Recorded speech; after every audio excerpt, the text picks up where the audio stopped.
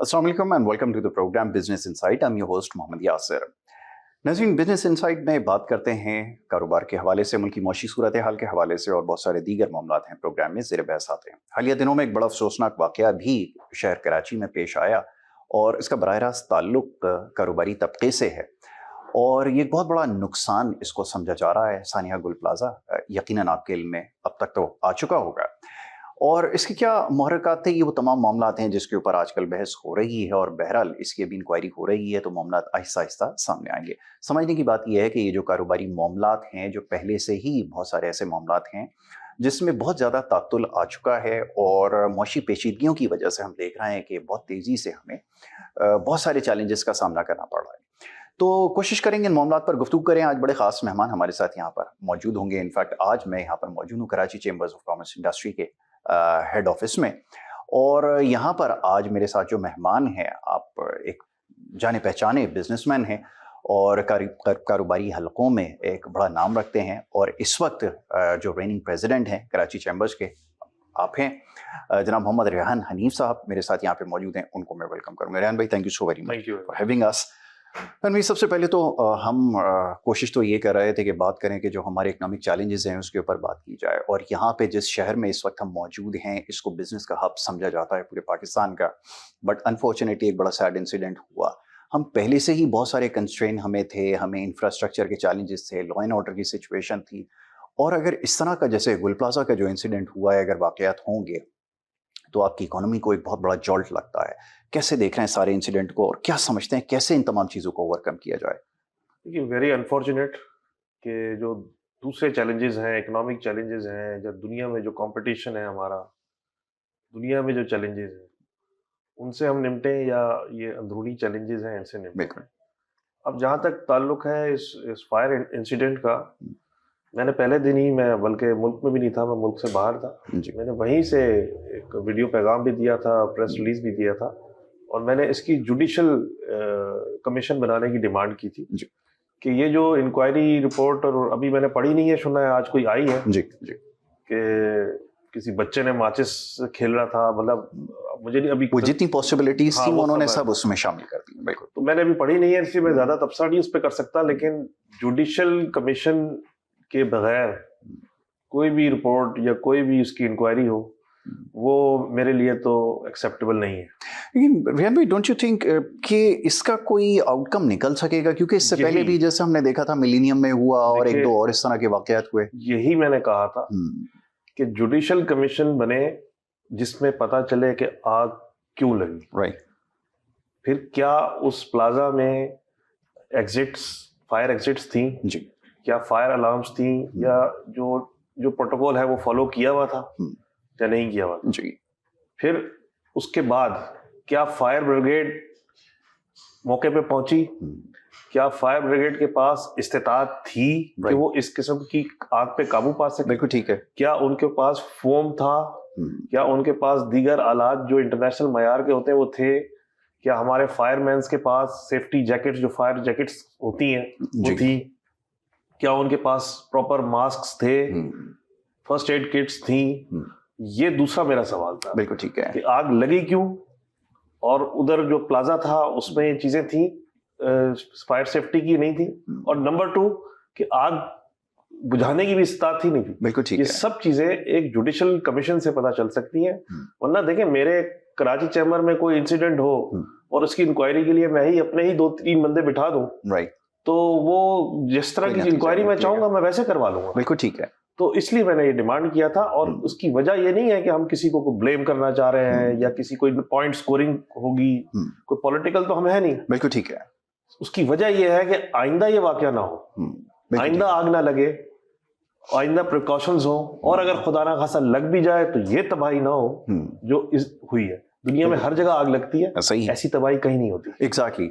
But ये रेहान साहब, ये जो शॉर्टकमिंग्स हैं जिसकी अभी बात हो रही है, और ये आपने एक बड़ी वास्ट इंक्वायरी का जो है ना यहाँ पे इंडिकेशन दिया है, और जाहिर है कि अब जो शहर कराची में रहते हैं उनको पता है कि यहाँ का जो इंफ्रास्ट्रक्चर है और दीगर मामलात हैं, जब उसके ऊपर कोई इतना काम नहीं हो रहा तो ये तो बहुत आगे की बात कंसिडर की जाती है और शायद हम लोग इन तमाम चीज़ों को खातिर में भी नहीं लाते।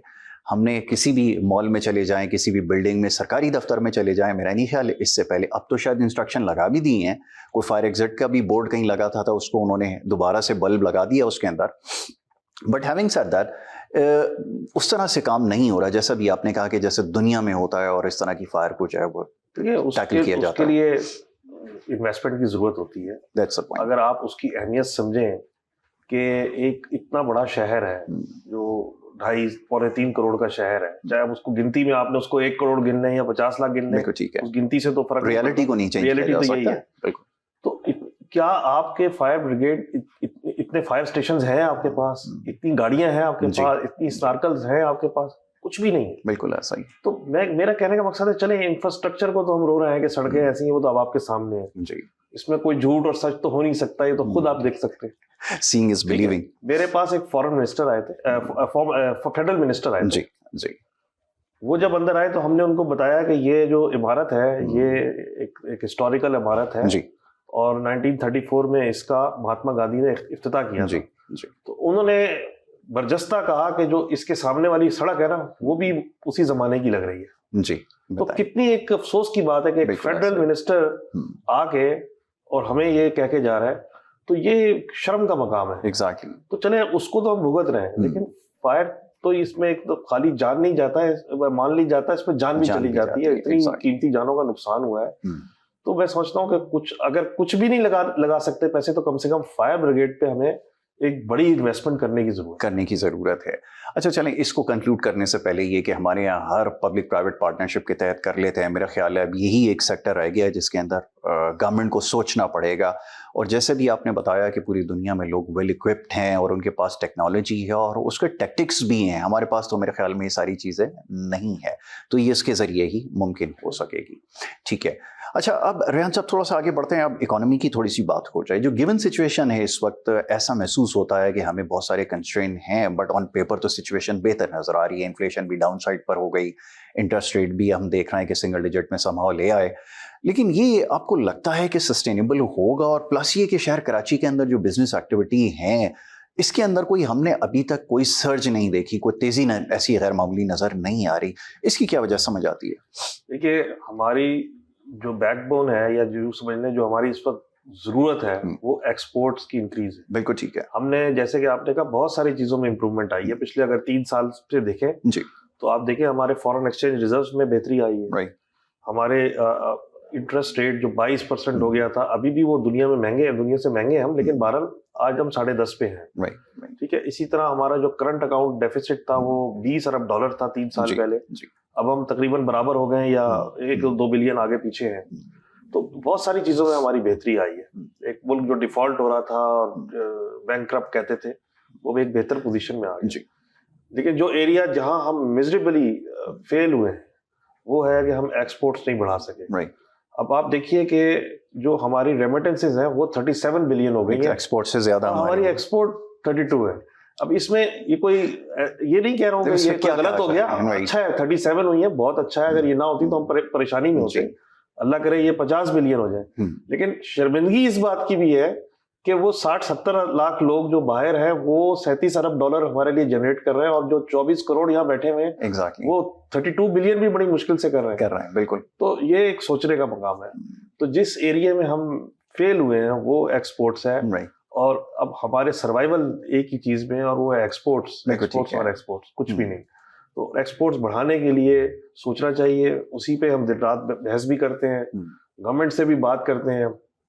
जारी बात है कोई गवर्नमेंट ये नहीं चाहती कि एक्सपोर्ट गिरे, हर गवर्नमेंट यही चाहेगी कि एक्सपोर्ट बढ़े। लेकिन उसके वो इकदामात नहीं हो रहे, या वो कर नहीं पा रहे हैं, या उनको क्या कहेंगे इजाजत नहीं मिल रही। That is going to be my point कि एग्जैक्टली मैं भी यही जानना चाहूंगा कि ठीक है, कहा जाता है, स्टेटमेंट दी जाती है, बातें की जाती हैं, चलें एक एंड पे हमें नजर आता है कि जैसे हमने देखा एक फिस्कल बैलेंस जो है वो हमें सॉर्ट ऑफ नजर आया, बट पॉलिसीज वो रिफ्लेक्ट नहीं कर रही, ये कंसर्न है।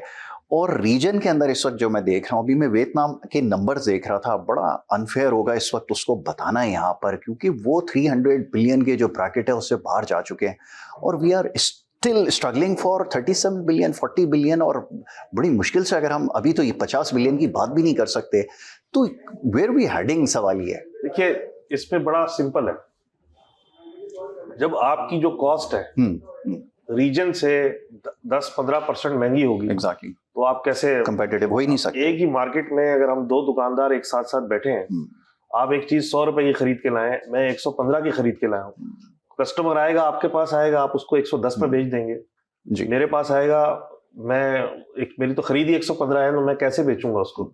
तो रीजन में जहाँ बैठे हुए हैं, जहाँ इंडिया है, बांग्लादेश है, वियतनाम है, थाईलैंड है, कंबोडिया भी अच्छी एक्सपोर्ट्स कर रहे हैं, तो उधर उनसे अगर हम 15% महंगे हैं, और महंगे कैसे बनते हैं हम 15%, हमारी बिजली का रेट महंगा है, बिल्कुल 9 सेंट जो हम डिमांड करते हैं ना, वो हम ऐसे नहीं कहते कि 9 सेंट दे दो, जो रीजन का रेट है ये, ठीक है। अगर रीजन में 12 सेंट हो जाए तो हम 12 सेंट लेने का तैयार है, हमें कोई प्रॉब्लम नहीं है। बिल्कुल ठीक 12 सेंट में क्या प्रॉब्लम है, हमें जेब से तो नहीं देने, कस्टमर से लेने पैसे, लेकिन रीजन को देखना है ना हमने। रीजन में 9 सेंट है, हम बिजली 9 सेंट की मांगते हैं इसलिए कि रीजन का रेट है। सबसे पहला गैस हमारी महंगी है, एग्जैक्टली, ठीक है। अच्छा, पानी भी महंगा है हमारा। मैं उस दिन एक दुनिया का सबसे महंगा पानी, बहुत बड़े एक्सपोर्टर है, उनके साथ बैठा था, वो कह रहे थे मैं 4 मिलियन रुपए रोज का पानी खरीद रहा हूँ, उनकी 6-7 फैक्ट्रीज हैं जी।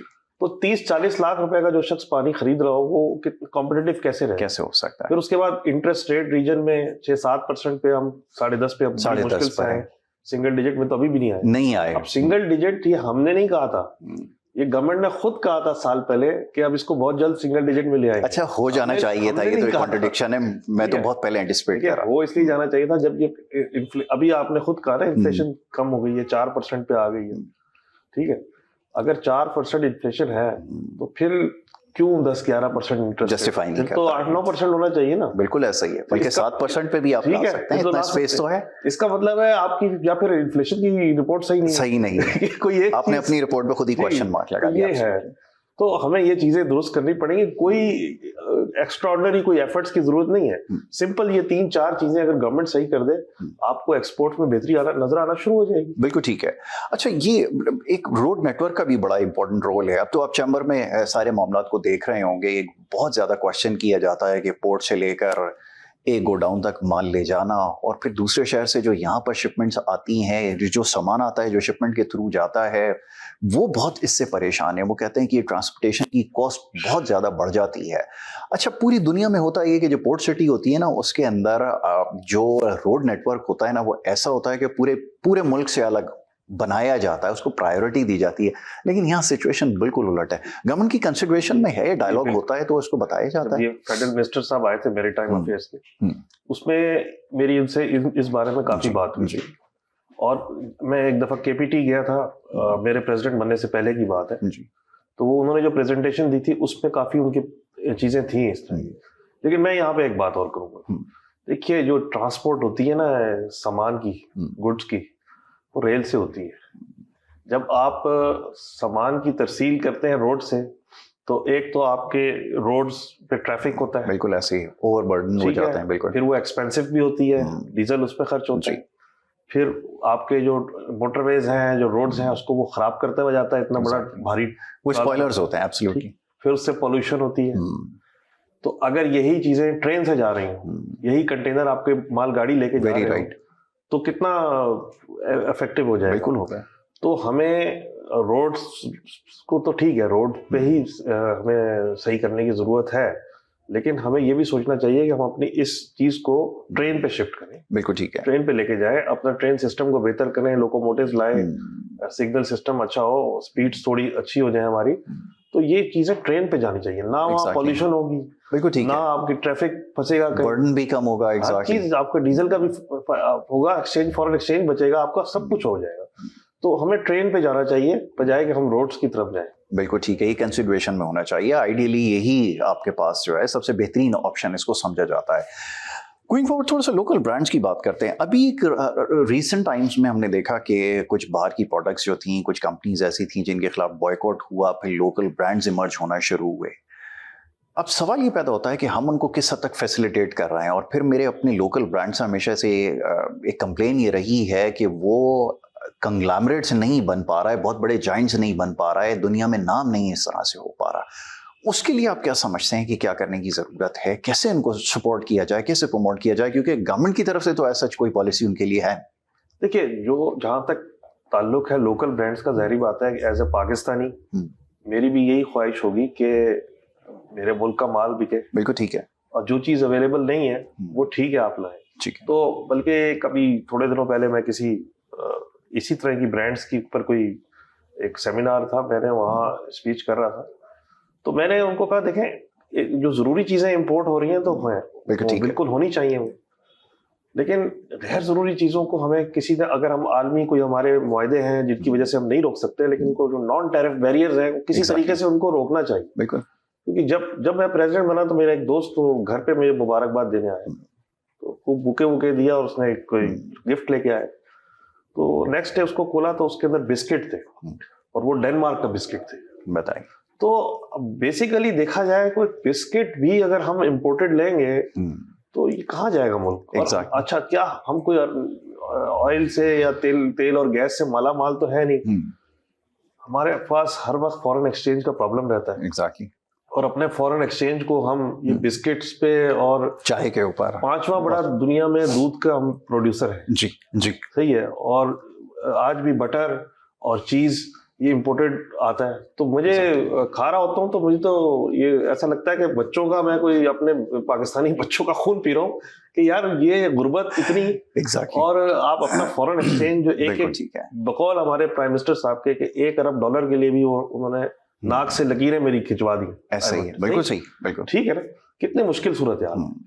फिर आप ये मक्खन मलाई और बिस्किट पे हम अपना फॉरेन एक्सचेंज जाया कर दें जी, तो बड़ा अनफॉर्चुनेट है। तो बिल्कुल ये तो हमें कौम की हैसियत से हमें सोचना चाहिए कि हम मत खरीदें उसको। ठीक है, दैट इज़ वेरी इंपॉर्टेंट। आपने बिल्कुल सही कहा कि एक नेशन की रिस्पॉन्सिबिलिटी होती है, वहाँ के सिटीजन जो होते हैं उनको भी ये सोचने की ज़रूरत है कि अगर इस तरह हमारा फॉरेन एक्सचेंज अगर खर्च होगा, और बहुत सारे आइटम है, इसकी लिस्ट बड़ी लंबी है, तो चंद चीज़ों की निशानदेही की है कि जो आम तौर पर आपको घरों में नजर आती है। बहरहाल इसके ऊपर गुफ्तगू करते हैं, साथ ही और भी कुछ क्वेश्चन है ट्रेड के हवाले से, खास तौर पर इस पर बात होगी। एक छोटी सी ब्रेक के बाद वापस आएंगे। आप देखते रहिए हमारा प्रोग्राम।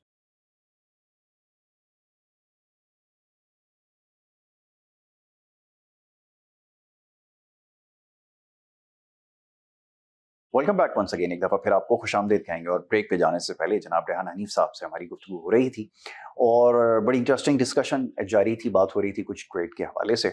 और ख़ास तौर पे हमारे यहाँ सबसे बड़ा चैलेंज जो है ओवर द ईयर्स ये रहा है कि हमने बहुत सारी ऐसे, जैसे आपने कन्फेक्शनरी आइटम्स के ऊपर बताया कि हम अपना ज़रा मुबादला फॉरेन एक्सचेंज इसको खर्च कर रहे हैं। एक बहुत बड़ा, आपने बिल्कुल सही कहा कि हम भी कभी सोचते हैं कि हमारे जो प्रोडक्ट्स हैं वो पूरी दुनिया में जाना चाहिए, पोटेंशियल हमारे पास है, फैसिलिटेट कैसे किया जाए। और प्लस ये कि जहाँ पर इस तरह की मॉनेटरी सिचुएशन हो, जहाँ पे क्रेडिट ऑफ टेक इतनी महंगी हो, इतना मुश्किल से आपको क्रेडिट मिलता हो, बिजनेस कैसे एक्सपेंड करेगा ये समझाएं। मैं ये एक पॉलिसी देख रहा था, आप यूएस से होकर आए तो मुझे अभी याद आया कि यूएस प्रेसिडेंट डायरेक्टली देखता है, वो एंगेज होता है एसएमईज के साथ, या एसएमईज की जितनी भी रिपोर्ट होती है वो डायरेक्ट यूएस प्रेसिडेंट के पास जाती है और वो उसका पेट्रन इन चीफ होता है या उसको लुक आफ्टर करता है। हम कहाँ खड़े हैं? एसएमईज इत्तेफाक है, कल एक कॉन्फ्रेंस है एसएमईज पर, मैंने जाना है उसमें। देखिए, एसएमईज वो सेक्टर है जिसको अभी तक हमने समझा ही नहीं समझ हमारी गवर्नमेंट ने इसकी अहमियत समझी नहीं है। बेशक वो एक छोटा सा हिस्सा डालते हैं इकोनॉमी में, तो हम बड़े वाले हिस्से वाले को देख रहे होते हैं। Exactly. लेकिन आप ये सोचें कि यही तो आगे जाके बड़ा बनेगा। बिल्कुल ऐसे ही है। आप जापान की हिस्ट्री पढ़े, बिल्कुल जापान की हिस्ट्री पढ़े, जापान बना ही एसएमईज से। जापान सबसे बड़ी तो हम मातीर की मिसाल देते हैं ना, वो अलग है, मैं तो पुराने जापान जी जी वो बना ही एसएमईज से। चाइना का मैंने अपनी आंखों से देखा है। मेरी चाइना में बहुत बिजनेस किया और बहुत किसी जमाने में तो बहुत जाना होता था। वो ने देखा है कि वो लोग छोटे छोटे घरों में 1-2 कमरों में काम कर रहे थे और पैकिंग हो रही है और चीजें आ रही हैं, और आज वही लोग नए मॉडल की गाड़ियां और मर्सिडीज और ऑडी में फिर रहे होते हैं। Exactly. मेरी आंखों से देखी जी। तो एसएमईज ही बड़ी बड़ी फैक्ट्रीज बनती हैं आगे जाके। तो इस पे गवर्नमेंट की, मैं समझता हूँ कि बस सिर्फ किताबों में है, कोई तवज्जो नहीं। अब एक छोटा बिजनेसमैन, ये छोटा कॉटेज इंडस्ट्री जिसको कहते हैं, उसके ऊपर अगर 10-10, 20-20 महकमे वाले रोजाना आ जाएंगे, बताइए वो कैसे बेचारा हैंडल करेगा उनको? वो तो घबरा जाएगा। तो हम लोग तो उनसे फेस कर लेते हैं ना, मिड ईयर में आते हैं, उनको इतने चैलेंजेस हैं, उनको है, चलो वो तो फेस कर भी लेते हैं। जो भी तरीकेकार, लीगल एडवाइजर उनके पास होता है, वो उसकी सर्विसेज को हायर कर सकते हैं। जो पाकिस्तानी तरीकेकार है वो भी चला लेते हैं सब कुछ। लेकिन वो जो छोटा है जिसके पास 20, 25, 30 लाख रुपए उसने कॉटेज इंडस्ट्री शुरू की है, उसके ऊपर अगर आप खड़े हो जाएंगे जाके, तो कैसे बड़ा होगा वो? बिल्कुल ठीक है। अच्छा, अब ये थानेदार कल्चर की आपने निशानदेही कर दी। मुझे याद आया कि एफबीआर के पास जो है हमारे नित नए तजर्बे किए जाते हैं। हर जब भी बजट आता है तो एक नई पॉलिसी आती है। अभी रिसेंट टाइम्स में देखा ये गया कि हमारे यहाँ, क्योंकि हमें एक आदत है कि थानेदार कल्चर बनाया जाए। पता ये चला कि जनाब जगह जगह जो है वो रेड होंगे और आपका सारा मॉनेटरी चेक होगा, यानी कि आप कारोबार नहीं कर रहा है, कोई ऐसी चीज़ कर रहा है, कोई सस्पेक्ट हो, कोई किसी चीज़ में आप, तो इस तरह की चीज़ें हो रही हैं। इसको कैसे ख़त्म किया जाए और फिर एफबीआई की पोटेंशियल को कैसे बढ़ाया जाए कि इसके अलावा भी कोई तरीका हो सकता है? देखिए, ये सब चीजें हुँ, जो हरबे हैं ना, ये भगाने वाले हैं, भगाने वाले हैं, ये बसाने अट्रैक्ट नहीं कर ये सकते बसाने इससे। वाले नहीं है, ये भगाने वाले हैं। एग्ज़ैक्टली। तो इसी के ऊपर तो लास्ट टाइम एक हड़ताल भी हुई थी। जी, जी, आई रिमेंबर। अब हड़ताल एक तो करना कोई आसान काम नहीं होता। नहीं, हुकूमत वक्त के खिलाफ आप हड़ताल कर रहे हैं, ये कोई आसान काम नहीं। जी, दूसरी बात यह कि हड़ताल करना कोई अच्छी चीज भी नहीं नहीं, बिल्कुल ठीक है। है। ना हमारा मुल्क की इकोनॉमी इस काबिल है, ना हमारे मुल्क के पॉलिटिकल हालात इस काबिल है कि हम ये हड़तालें करें। जी, तो लेकिन कितनी मजबूरी होगी जो वो हड़ताल पिछले साल हमने की थी, हुँ, उस और इसी चीज के खिलाफ थी हुँ, कि ये आप किस तरीके से इतनी पावर दे रहे हैं कि जब चाहे जिसको चाहे उठा लिया, धर लिया और बिल्कुल ले ऐसा ही। गया। तो उसका फिर बहरहाल एक हल निकला था, एक हुँ, कमेटीज बनी थी कि जिसके हमारी मुशावरत से अगर कोई ऐसा केस आता है कि आपको खतरा है कि ये भाग जाएगा और वो जेन्युइन केस है, जी, एक आध मीटिंग में हम अटेंड भी की हमारे बिल्कुल ठीक है। रिप्रेजेंटेटिव ने, जिसमें था हमने खुद कहा कि ठीक है, ये आपने काम किया है, इस बंदे ने गलत काम किया है, इसके खिलाफ एक्शन करें आप। बिल्कुल ठीक है। हम किसी गलत काम करने वाले को तो सपोर्ट नहीं कर करेंगे सकते, ना। बिल्कुल ठीक है। तो हम सिर्फ तरीकेकार से इख्तिलाफ करते हैं, हम किसी इस चीज के खिलाफ नहीं है कि आप गलत काम करने वालों को पकड़ा ना जाए। एग्ज़ैक्टली। बिसाइड्स हम जो टैक्सेशन के ऊपर बात करते हैं कि ये चीज आप कम कर दें, ये कर दें, वो आपका रेवेन्यू कम करने के लिए नहीं करते, आपका रेवेन्यू बढ़ाने के लिए करते हैं। जी, जी। उनका भी मकसद है कि रेवेन्यू बढ़े, हुँ, और हमारा भी मकसद यही है। सिर्फ हमारा तरीकेकार से इख्तिलाफ होता है बिल्कुल ठीक कि है। अगर आप इस चीज की इतनी हाई प्राइस रखेंगे तो ये सेल नहीं होगी। एग्ज़ैक्टली, तो बिल्कुल इसीलिए ठीक मैं है। कह रहा हूँ, अगर आप ये सुपर टैक्स लगाएंगे तो ये बड़े बड़े लोग भाग जाएंगे। भाग जाएँगे जैसे कि और अब गए। कल अदालत का फैसला अब आ गया है, तो ये पैनिक शुरू हो गया मार्केट में कि यार अब क्या बनेगा हमारा। जी। तो ये बिल्कुल एक चैलेंज है। ये बड़े-बड़े जो इन्वेस्टर्स हैं, जो ये आते हैं कहीं पे काम करने के लिए, तो पहले लिक्विडिटी देखी जाती है, फिर लॉ एंड ऑर्डर की सिचुएशन देखी जाती है। उसके ऊपर एक क्वेश्चन मार्क रहा। और शहर कराची में अभी मुझे याद आया जब आप ये बता रहे थे, सारी बात हो रही थी, तो मैं ये सोच रहा था कि ये जो गुल प्लाज़ा का इंसिडेंट हुआ, तो ये रोड जो है वो बंद हुई हुई थी और इसके एडजेसेंट या इसकी विसिनिटी के अंदर बहुत बड़ी-बड़ी मार्केट्स हैं। वो फाइनेंशियल एक्टिविटी वहाँ पे रुकी हुई थी क्योंकि वो सड़क बंद थी। तो उसके मैं लॉसेस जो है कैलकुलेट करने की कोशिश कर रहा था, नहीं कर पा रहा था। जो कराची से बाहर जो रहते हैं वो शायद इस चीज़ को ना समझ सकें। आपने अभी देखें, जो हड़ताल की बात की, अगर ये एक्टिविटी एक दिन के लिए बंद हो जाती है, तो उसका तो हम अंदाज़ा भी नहीं लगा सकते। देखिए, ये जो अब आपने रोड्स की बात की ना, ये दुनिया में हर जगह ये तामीरात होती है, जी, और दुनिया को छोड़ें, आपके मुल्क में और शहरों में भी होती है। हो रही। इस्लामाबाद में भी हुई है, एग्ज़ैक्टली। रावलपिंडी में भी हुई है, और लाहौर में भी हुई जी, है। वहाँ जो चीज़ 9 महीने में या 10 महीने में या 1 साल में कंप्लीट हो गई, यहाँ 2-2 साल हो गए हैं उसको खोद के रखा हुआ है, वो करा नहीं सक रहे। नहीं, क्या बीआरटी जो मेट्रो बस है, लाहौर में नहीं बनी थी? बिल्कुल बनी थी। कितने महीने में बनी थी? ऐसा साल में ही नहीं है। पूछ रहा हूँ, महीनों में कितनी बनी? महीने, इस मेरे ख्याल में 8-9 4, महीने। साढ़े 4, 4 महीने के अंदर पूरा ग्रे स्ट्रक्चर मुल्तान की भी ऐसे बनी थी, ऐसा ही था। रावलपिंडी इस्लामाबाद की मेट्रो भी ऐसी ही बनी। जी, ये 1 साल के अंदर सारी चीज़ें, अब 6-6 महीने में ये सारे अंडरपासेज़, ओवरहेड ब्रिज सब कर लेते हैं। एग्ज़ैक्टली। ये कराची में क्यों नहीं हो सकता? सवाल मेरा ये है, जी, अगर तो चलो हम दूसरे मुल्क की मिसाल, जब हमारे मुल्क के एक दूसरे शहर में हो सकता है, तो यहाँ क्यों नहीं हो बिल्कुल सकता? ठीक है। मैं एक दफा किसी ने मुझे दावत दी, तो मैं करीमाबाद से मेरा जाना हुआ, उफ़! वहाँ लोगों ने बैनर लगाए हुए थे जी, कि हमारा मुआशी कत्ल मैंने कहा यार ये क्या हो गया यहाँ पे? पता चला कि वो उन्होंने अंडरपास या क्या जी, बन जी। रहा है वो खोद के छोड़ा हुआ है, और वो सालों से वो पड़ा है। स्पोर्ट्स गुड्स कोई की किसी मार्केट को है कोई इतनी परवाह बड़ी, नहीं। सब बंद होगा। देखिए, इंफ्रास्ट्रक्चर में तो जब पिछले साल हम इलेक्शन लड़ रहे थे तो हम तो जगह जगह गए थे, तब तमाम टाउन एसोसिएशंस में गए थे। तो मैं फेडरल बीडी एसोसिएशन में गए, वहाँ बड़े बड़े एक्सपोर्टर्स बैठे हुए हैं, और हालत सड़कों की ऐसी थी जैसे गजा में आ गए। एग्ज़ैक्टली। तो इसमें इंफ्रास्ट्रक्चर में तो कराची, मैं समझता हूँ, तबाह हो गया।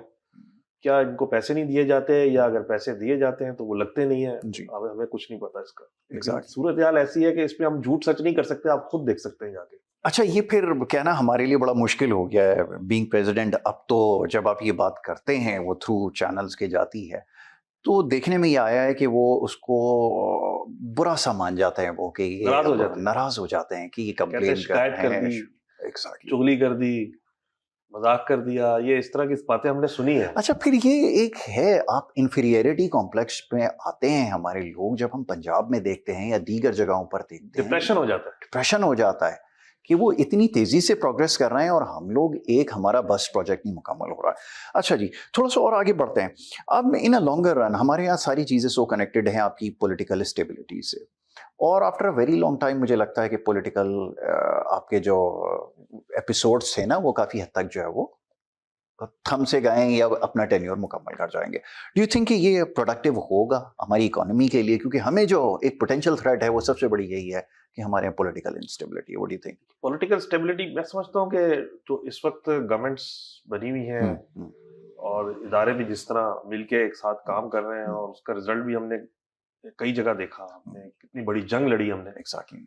एक अपने से 10 गुना बड़े मुल्क से, और जिस कामयाबी से लड़ी और जिस तरह उसको हमने हजीमत से शिकार किया, पूरी दुनिया में एक जिल्लत हुई है हिंदुस्तान बिल्कुल की ऐसा ही है। हमारे हाथों। तो और जिस तरीके से अब इस वक्त गवर्नमेंट काम कर रही है, और मैं समझता हूँ कि ये अपना टेन्योर करेंगे पूरा, मुझे लगता है ऐसा है, और करना भी चाहिए। करना भी क्योंकि चाहिए। देखिए, अगर हम हर गवर्नमेंट को कुछ ना कुछ इशू बनाकर उसको कहेंगे कि जी आप जाओ, फिर दूसरा आएगा, फिर यही एग्जैक्टली। करते रहेंगे। जितने भी कोई इश्यूज होते हैं, जैसे गुल प्लाजा का हुआ, या इससे पहले वो गटर में बच्चा गिरने का जी था, जी। हमने पूरी तनकीद की है, मैंने भी की है, और बड़े बिल्कुल ठीक है। सख्त अल्फाज में भी किया, लेकिन कभी ये नहीं कहा कि इसको हटाओ, उसको गिराओ। तो यही लोग हैं, इनसे ही काम लेना। बिल्कुल ठीक है। तो इसमें हम कभी कोई मुतालबा नहीं कर रहा है कि फलाने को हटाओ या फलाना इस्तीफा दे, कोई नहीं। हम सिर्फ काम पे क्रिटिसाइज करेंगे, हटाना ना हटाना ये आपका अपना काम है। बिल्कुल ठीक है। अब हमें तो काम चाहिए, चाहे वो किसी भी तरीके से। हटाना मसले का हल नहीं, वो शायद आप नहीं है, हम है। ना हम डिमांड करते हैं, भाई आप देखें, ये तो गवर्नमेंट ने देखना है कि किसको हटाना है, किसको रखना है। बिल्कुल ठीक है।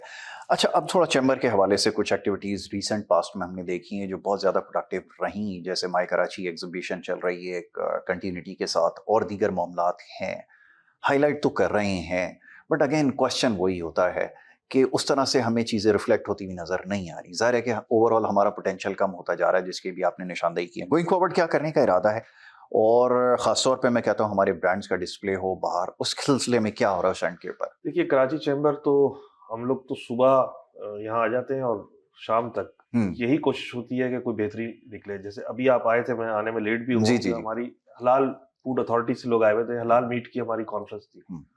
उसमें भी यही डिस्कशन हो रहा था कि जो गैर मुस्लिम ममालिक हैं वो हलाल मीट की एक्सपोर्ट कर रहे हैं मुस्लिम ममालिक में। दुबई में ब्राजील से गोश्त आ रहा है। अलबेक जो इतना मशहूर ब्रांड है ब्रोस्ट का सऊदी अरब में, वो ब्राजील से चिकन ले रहे हैं। तो अब हम यही अभी बैठ के गुफ्तगू कर रहे थे कि किस तरीके से जो चीजें हमारे हाथ की हैं वो तो हम कर सकते हैं।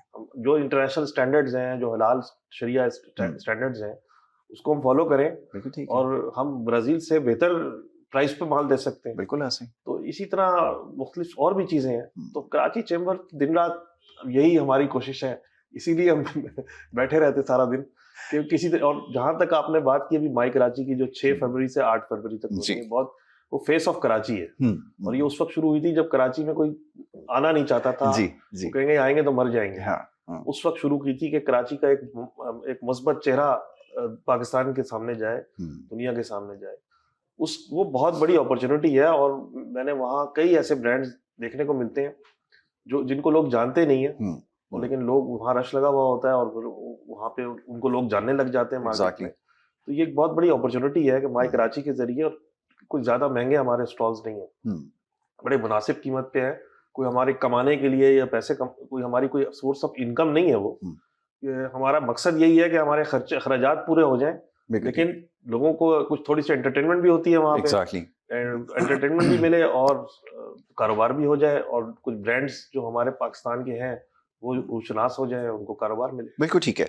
अच्छा, ये स्मॉल बिज़नेस के साथ-साथ अब स्टार्टअप्स का भी दौर आ गया है और ऑनलाइन बिज़नेसेस बहुत तेज़ी से प्रमोट हो रहा है, लेकिन बहुत सारे कंस्ट्रेंट हैं। एक तो सबसे बड़ा पेमेंट का एक मसला है। हमारे यहाँ जो फाइनेंशियल कंडीशंस हमारी हैं, वो शायद दुनिया में नहीं है। बहुत नहीं, लेवरेज दी जाती है, बहुत फ्लेक्सिबल भी होते हैं, ईज़िली आप ट्रांज़ैक्शंस भी कर सकते हैं। बट हमारे यहाँ ये एक बहुत बड़ा चैलेंज है। आपके पास आ रही हैं कंप्लेंट्स? जी, जी, ये साइबर जी, क्राइम जी। की है, कंप्लेंट्स आ रही हैं। हुँ, और अभी मैंने एफआईए डायरेक्टर साहब जो हैं हुँ, उनको भी मैंने इनवाइट किया हुआ है। हुँ, उम्मीद है वो भी 1-2 हफ्ते में आएँगे, हुँ, उनसे हमने डिस्कस करना है हुँ, कि जो साइबर क्राइम है ये बहुत बड़ा थ्रेट है। एग्ज़ैक्टली। इसमें देखें, इसके बहुत सारे पहलू हैं। हुँ, खाली ये एक तो बिज़नेस का है, हुँ, कॉल मुझे भी आ जाती है कॉल कि जी आपका हुँ, पार्सल आया हुआ है, ये कोड बता दें, तो जी, हमें तो पता है लेकिन कितने जी, लोग रोज़ाना बेवकूफ़ बनते होंगे। एग्ज़ैक्टली। एक तो ये पहलू है, दूसरा हुँ, ये पहलू है कि जो डिजिटल आपके जो फ्रॉड्स हो जाते हैं, हुँ, आपके अकाउंट में एक्सेस हो जाता हुँ, है, वो है, क्रेडिट कार्ड्स वगैरह का जो है सिस्टम। और तीसरा ये है हुँ, कि पर्सनल भी किसी की आप बारे में, अब आजकल एआई का दौर है, कुछ भी मैं बना के भेज दूँ और किसी की भी कैरेक्टर असैसिनेशन कर दूँ, हो रही है, किसी के बिल्कुल हो बारे रही में है। कर दूँ, हुँ, ख़वातीन के बारे में पे ज़्यादा हो रहा है ये। जी, तो उस पे मैंने डिस्कस करने के लिए उनको कहा है कि आएँ, इस पे बैठ के हम बात करते हैं कि हुँ, ये चीज़ों को किस तरह कंट्रोल एड्रेस करें। करें, जी, बिल्कुल बिल्कुल एड्रेस ठीक है। करने की ज़रूरत है। और जहाँ तक ऑनलाइन बिज़नेस की देखें, वो बढ़ रहा है, जी, हमारा काफ़ी बढ़ रहा है। और कुछ पेमेंट्स के जो सिस्टम हैं जैसे हुँ, पेपाल वगैरह, ये हमारे यहाँ नहीं हुँ, है। हुँ, दुनिया में है, वो उसका एडवांटेज ले रहे हैं। ले रहे हैं बिल्कुल। इस पे मेरे जब फाइनेंस मिनिस्टर साहब तशरीफ लाए थे, तो हुँ, उस पे हमारी थोड़ी-सी बात हुई थी।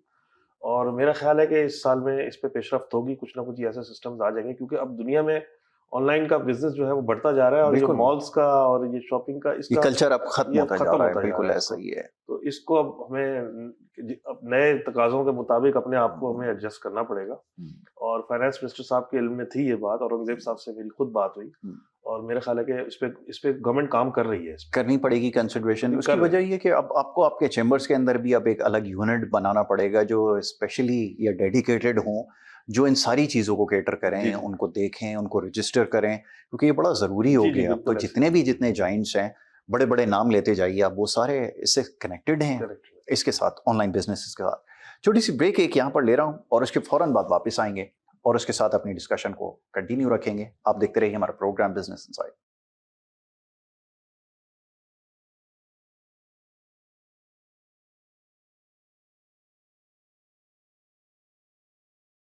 Welcome back once again. एक दफ़ा फिर आपको खुशामदीद कहेंगे और ब्रेक पे जाने से पहले रेहान हनीफ साहब के साथ हमारी डिस्कशन जारी थी और अब ये जानने की कोशिश करेंगे कि आने वाले वक्त में हमारी डायरेक्शन क्या होनी चाहिए, ये सब में ज़्यादा ज़रूरी है। आपने प्रेसिडेंटशिप जब आपने देखी, संभाली और उसके बाद फिर हमेशा एक गोल होता है कि आप अपनी डायरेक्शन को कैसे सेट करते हैं। हमारे कराची के जो चैलेंजेस इतने सारे हैं कि किसी भी प्रेसिडेंट के लिए कोई भी आप बॉडी उठाकर देख लीजिए, चाहे वो साइड की एसोसिएशन हो, पार्टी की हो, कोई भी हो, बहुत सारे चैलेंजेस होते हैं। डायरेक्शन सेट करना बड़ा मुश्किल हो जाता है और इतने मुख्तसर से टेन्योर में फिर बहुत सारे ऑब्जेक्टिव्स होते हैं। क्या आपकी थिंकिंग है? क्या फोresee कर रहे हैं? देखिए, बात आपकी सही है कि ये जब मैंने ये सँभाली कुर्सी, तो एक दोस्त ने मुबारकबाद देते हुए कहा, "this is not a good time जी, फॉर जी। Taking this seat, hmm, for taking this opportunity." हुँ, बात उसकी सही है, लेकिन मैं समझता हूँ कि ये हर साल ही ऐसा ही होता है। ऐसा ही होता तो कभी ना कभी तो ये वक़्त आना ही था। है। तो बहरहाल जी, अब चैलेंज एक्सेप्ट किया है, राइट। और कोशिश यही है किसी हुँ, तरीके से बिज़नेस, पहले तो बिज़नेस एनवायरनमेंट बने ना। जैसे कि अभी आप भी कह रहे थे कि वो महकमे 40 आ जाते हैं और ये जी। हो जाते हैं, ये सारे इश्यूज़ हैं, हुँ, उनसे भी निपटना होता है। तो मेरी ख्वाहिश ये है कि इस दफ़ा बजट पे भी हम एक अहम पार्ट प्ले कर रहे हैं, क्योंकि इस दफ़ा बजट जो है वो एफबीआर नहीं बना रहा, शायद आपको पता हो। जी। इस दफ़ा डायरेक्टर जनरल जो टैक्स पॉलिसी है वो बना रहे हैं। हुँ, उनसे मेरी अभी थोड़े से पहले भी मीटिंग हुई है, 1 हफ्ता पहले या 10 दिन पहले। जी। और अभी कुछ दिनों में मैं इस्लामाबाद भी जाऊँगा। हुँ, तो बजट अब एफबीआर नहीं बना रहा। तो हमारी ख्वाहिश ये है कि वो ऐसी चीज़ें इस बजट में डलें हुँ, जो बिज़नेस फ्रेंडली भी हों बिल्कुल ठीक और है। बिज़नेस को प्रमोट भी करें। तो वो हमने सिफ़ारिशात अपनी फाइनल कर ली हैं, हुँ, और इंशाल्लाह बहुत जल्द उनके पास जाके हम ये कुछ 4-5 चीज़ें मैं ज़रूर कोशिश करूँगा कि वो करवा लें, बिल्कुल ठीक जिससे है। ईज़ ऑफ डूइंग बिज़नेस हो सबसे और इम्पोर्टेंट चीज़ कॉस्ट है। ऑफ डूइंग बिज़नेस कंट्रोल में आए, और एफबीआर का जो टारगेट रखें वो अचीव हो। हर दफ़ा अचीव नहीं होता। इस दफ़ा हम चाह रहे हैं कि ये जो भी टारगेट रखेंगे हुँ, ना, हम इनके साथ मिलके उसको अचीव कराएँगे। हुँ, लेकिन वो 2-4 जो 5 चीज़ें हम करवाना चाह रहे हैं ना, वो होंगी तो ये टारगेट रख लें, 10-20% बढ़ा अच्छा, लें। रियलिस्टिक भी होना चाहिए। हमारे यहाँ जो नंबर्स दिए जाते हैं बहुत रियलिस्टिक नहीं बहुत होता, जैसे बहुत बड़ा क्वेश्चन रियलिस्टिक टारगेट नहीं होता। लेकिन देखें, जब इन्होंने आज से 2 साल पहले 12,900 अरब रखा था ना, उस वक्त मैंने यही कहा था कि ये रियलिस्टिक नहीं है। जी। लेकिन एक एफबीआर के शख्स साहब से बात हो रही थी, तो मैंने कहा यार 11,000 भी कर ले तो बड़ी बात होगी, बहुत क्योंकि बड़ी 9,000 था पहले। जी जी तो उन्होंने कहा 11,000 तो हो ही जाएगा, तो और फिर हो ही गया आखिरकार, जी, 11,500 जी। कर लिया, तो बड़ी बात है। मैं समझता हूँ कि अभी भी जो थोड़ा बहुत जो भी 10-15% इंक्रीज करेंगे टारगेट को, और वो करने के पैसों की जरूरत है मुल्क को, जी। इससे तो कोई दो राय नहीं, हमें पैसों की जरूरत है। कैश स्ट्रैप्ड कंट्री है, हर वक्त ना फॉरेन एक्सचेंज का भी प्रॉब्लम्स होते हैं और पैसे की भी होते हैं। हमें वो जो भी टारगेट रखेंगे ना, हमें उसको अचीव करवाना है, बिल्कुल मिल ठीक के है। करेंगे और ऐसी तजावीज देंगे कि जो बिजनेसमैन के लिए भी अच्छी हो, ईज ऑफ डूइंग हो, और बिजनेस बढ़ेगा तो ऑटोमेटिक फैसिलिटेट कैसे करेंगे, मैं ये समझना मेरे लिए, बल्कि सबके लिए मुश्किल होता है कि हमारे पास क्या इतना पोटेंशियल अब बाकी है, क्योंकि जिस एनवायरनमेंट में हम काम कर रहे हैं मेरे ख्याल में रीजन में और कोई नहीं कर रहा। और अगर आपकी एक्सपेक्टेशंस इतनी हाई होंगी तो सबसे पहले तो आपको फैसिलिटेट करना पड़ेगा, फिर वो डिलीवर करेंगे। ये मुमकिन कैसे होगा? ये कोई फॉर्मूला ऐसा है? पोटेंशियल तो इतना है कि अभी 2-3 महीने में ही मैंने कई चीजें ऐसी मुझे देखने में मिली कि मैं कहता हूँ यार ये तो हम बहुत कुछ कर सकते आप होप दे रहे हैं वो फिर बहुत ज्यादा एम्बिशियस हो जाएंगे। एम्बिशियस, पोटेंशियल बहुत है, लेकिन पोटेंशियल और एम्बिशन ये दो अलग अलग चीजें है ना।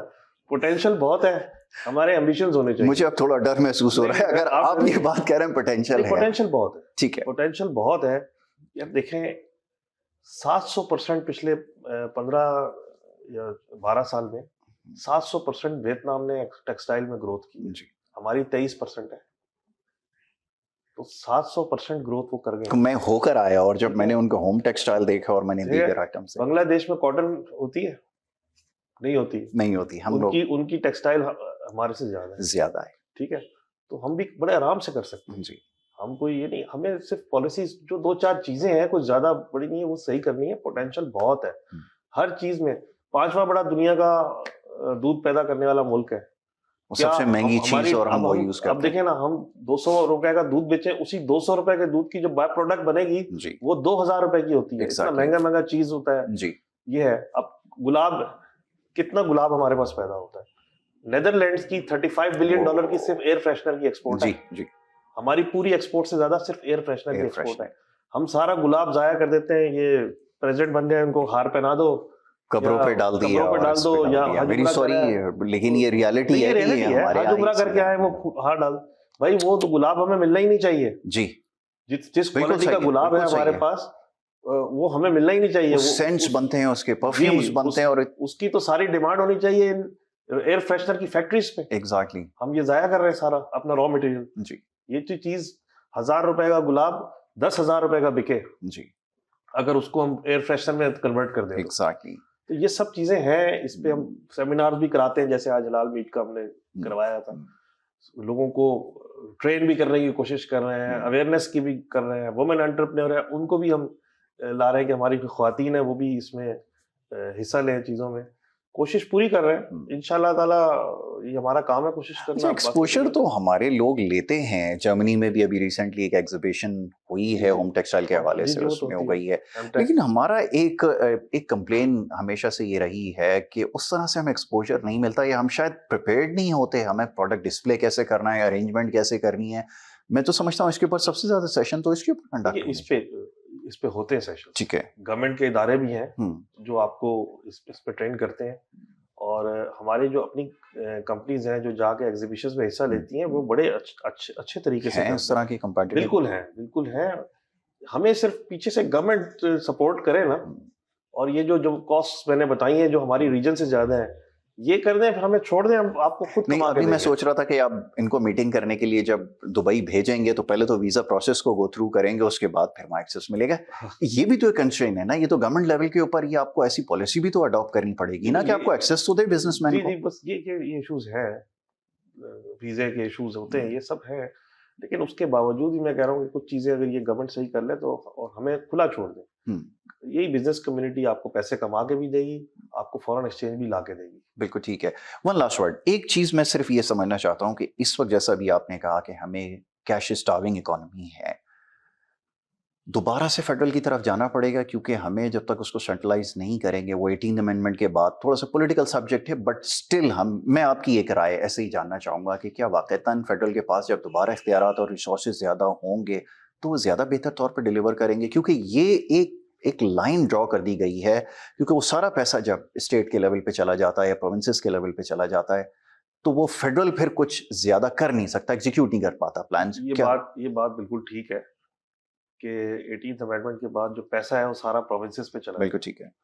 और फेडरल के पास कुछ कुछ बचा भी नहीं, नहीं वो है। कर्जे लेने के लिए वो बैठे हुए हैं। डेट पेमेंट के लिए, ठीक है। रीपेमेंट के लिए अब बस। मैं क्योंकि इसमें मेरी बहुत डीप स्टडी नहीं है, जी, लेकिन ये बात हकीकत है जो प्रॉब्लम आपने आ रही कही। है। तो मैं समझता हूँ पार्लियामेंट मौजूद है, हुँ, पार्लियामेंट में बैठे हैं, इस चीज़ पे डिबेट हो, डिस्कशन हो, पार्लियामेंट में हर चीज़ का हल निकल हो सकता सकता है। है। तो उसको रिविजिट कर सकते हैं, इसको कर हुँ, लेना चाहिए रिविजिट। और सारी गवर्नमेंट्स को बैठकर इसके और सब जो सब पॉलिटिकल पार्टीज़ मुल्क को का आइमस मसला है से ना, है न, तो किसी एक बिल्कुल सूबे ऐसा का है। या किसी एक इंसान का तो नहीं है ना। एग्ज़ैक्टली, पार्लियामेंट मुल्क की है, मुल्क का मसला है, उसमें रखें इशू को, डिस्कस डिबेट करें करें उसके और ऊपर। उसको हल करें मामले को बिल्कुल ठीक है। आपस में। तो ये एक प्रॉब्लम तो हमें नज़र आती है और गोइंग फॉरवर्ड हो सकता है कि अगली जो अमेंडमेंट हो रही है उसमें ये भी सब्जेक्ट जो है उसको शामिल कर लिया जाए। लास्टली मैसेज क्या होना चाहिए?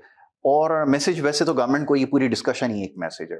बट जो यंग बिज़नेसमैन है, एंटरप्रेन्योर्स हैं, जो एक इकोनॉमी की स्ट्रेंथ होते हैं, बैकबोन होते हैं, उनके लिए क्या मैसेज होना चाहिए रेहान भाई? क्योंकि वो बहुत ज़्यादा डिसहार्टन्ड हैं इस वक़्त, क्योंकि इतना ज़्यादा हमें नज़र आता है पेसिमिज़्म है, सोशल मीडिया पे इतना ज़्यादा नेगेटिविटी है। जी, जी। कैसे इसको ओवरकम करें? मैसेज क्या होना चाहिए? देखिए, सोशल मीडिया पे जो नेगेटिविटी आ रही है, वो 1 की 10 बताई जाती है जी, और हमारा एक नेचर है कि हम नेगेटिव न्यूज़ को ज़्यादा एप्रिशिएट करते जी, हैं। जी। ठीक है, आप लोग भी चैनल पे कोई नेगेटिव चलाएँ तो वो चलती है और ठीक है, तारीफ़ करें तो नहीं, गवर्नमेंट के खिलाफ बोले तो खूब राइट, चलाएँगे। जी, ठीक है? मेरा मैसेज एक ही है, होप रखें। कभी हम सोच सकते थे कि अपने से 10 गुना बड़े मुल्क को हम ऐसे एग्ज़ैक्टली, 1 मिनटों में मार-मूर के साइड पे कर देंगे। बिल्कुल ऐसा ही। सोच सकते थे? घंटों में हमने खत्म नहीं कर किया दिया ना खेल, हमने उसको। बिल्कुल, उसकी 1000 से ज़्यादा जहाज़ थे, जी, वो ग्राउंड हो गए थे। वो उठ नहीं सके दोबारा। बिल्कुल ऐसा ही। तो हम सोच सकते थे पाकिस्तान की दुनिया में इतनी पज़ीराई हो रही होगी। तो वैसे ही अब मैं ट्रैवल करता हूँ तो वैसे ही मेरे में अकड़ आ गई है कि यार हम पाकिस्तान से हूँ भाई मैं। बिल्कुल, फ़ील गुड एलिमेंट है आओ कि ना किसी ने कुछ करना है तो आ जाओ। तो एक प्राउडनेस तो आ गई है, जी, इसमें तो कोई दो राय नहीं है। राइट, तो जब हम इतना कुछ कर सकते हैं तो होप रखें, इंशाल्लाह यही मुल्क और बेहतर जाएगा, बेहतरी की तरफ जाएगा इंशाल्लाह। और प्रॉस्पेरस कंट्री है और हुँ, ये यूथ है हमारी, ये हमारा मुस्तकबिल है। मैं कोई यूनिवर्सिटी का कन्वोकेशन होता है, मैं अभी आज भी जाना है, जी, मैं मिस नहीं करता। बिल्कुल सिर्फ ठीक है, मुझे बुलाया गया, मैं चाहता हूँ कि जो बच्चे नए आ एड्रेस रहे कर हैं, सकूँ, उनके साथ बात करूँ, उनके साथ उनको मोटिवेट करें, ताकि वो हमारा मुस्तकबिल है। बिल्कुल ठीक तो है, होप रखें इंशाल्लाह ताला पाकिस्तान एक दुनिया में एक अजीम तरीन मुल्क बन के इंशाल्लाह, उभरेगा। इंशाल्लाह। रेहान साहब thank you so very much, बहुत शुक्रिया आपने हमें वक़्त दिया। रेहान हनीफ साहब हमारे साथ यहाँ पे मौजूद थे और बड़ी अच्छी डिस्कशन रही है और यकीनन बहुत सारे सवालात इसमें हैं। बट देखना ये है कि गवर्नमेंट इन तमाम मामलात को कैसे एड्रेस करती है, क्योंकि ये वो सारी चीज़ें हैं या सारे मामलात हैं जिसको हम काफ़ी अरसे से जो है वो हाईलाइट करते आ रहे हैं, इनकी निशानदेही भी की जा रही है। बट अब फैसला करने का वक़्त है, गवर्नमेंट को ये सोचना होगा और ख़ास तौर पे शहर कराची के हवाले से जो हमारे कंसर्न्स थे, उसके ऊपर बड़ी खुलकर हमने गुफ्तगू की है। इंफ्रास्ट्रक्चर के मामलात हैं, फिर हमारे रिसोर्सेज बड़ी तेज़ी से डिप्लीट हो रहे हैं, हमारा जो पॉपुलेशन है बड़ी टेंस होती चली जा रही है। अगर ये सारे चैलेंजेस गोइंग फॉरवर्ड हमें रहे, तो फिर हमारी इकोनॉमी जो है ना, हमें उसको एक्सपेंशन की तरफ ले जाना जो है बहुत मुश्किल हो जाएगा, क्योंकि हमें इन सारी चीज़ों को आज और अभी एड्रेस करना होगा, ख़ास तौर पे हमारे मॉनेटरी अफेयर्स को। इसी बात के साथ यहाँ पर प्रोग्राम का वक्त खत्म हुआ चाहता है, आपसे इजाज़त लेनी होगी। नेक्स्ट वीक इंशाल्लाह आपसे मुलाकात होगी। मोहम्मद यासिर और हमारी टीम को इजाज़त दीजिए। अल्लाह हाफ़िज़।